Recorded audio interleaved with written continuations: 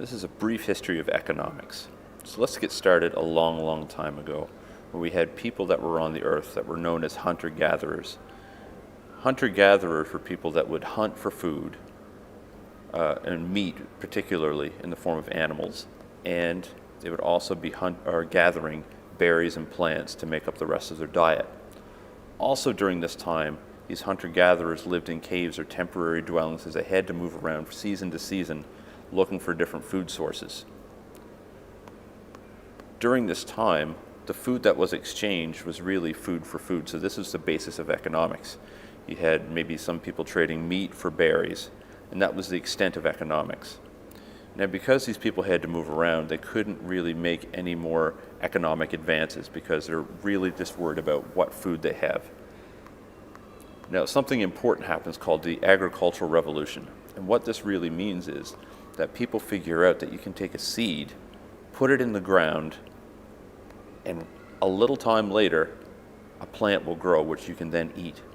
They also figure out that you can take multiple seeds and put them in the ground and really multiply your food. Now, this had the effect of farms being developed, and remember those hunter-gatherers living in caves. Because they can grow lots of food in one area of land, they can now set up permanently into villages because they have the nearby farms where they can plant their seeds and feed the population that is around. What also happens during this time is being used. These hunter-gatherers decide maybe they don't want to do those old things anymore, such as hunting or farming. Maybe they want to do something more creative.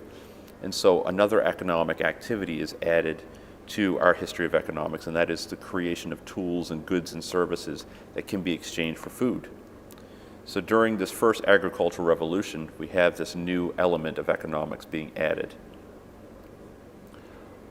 Quite a while later, there's another agricultural revolution, and during this time, people figure out how to use science and math and new discoveries to create more and more food.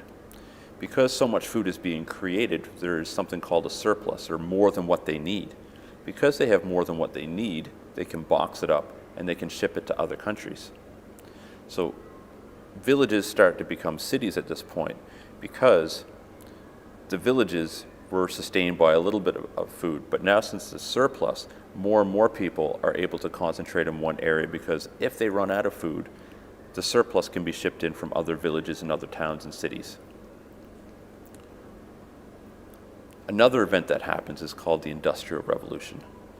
This is important for us because during this time, people figure out that machines can do the work of human beings.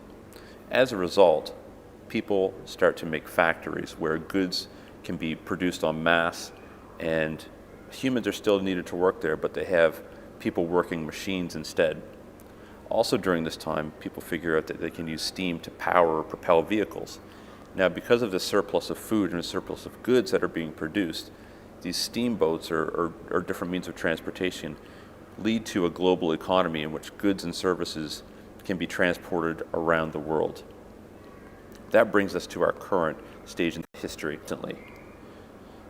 So at the beginning, we had food being exchanged for food, then we add goods and services, then we have even more food, and then we have machinery and goods being produced en masse in factories. Now we are coming to the point where we have ideas and information spreading around the world.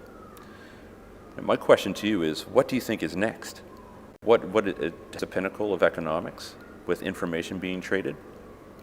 So by way of review, we looked at hunter-gatherers trading food.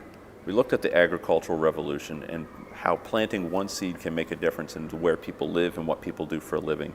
We looked at industrial revolution and how goods are mass-produced and how the economy becomes globalized. And lastly, we looked at the exchange of ideas.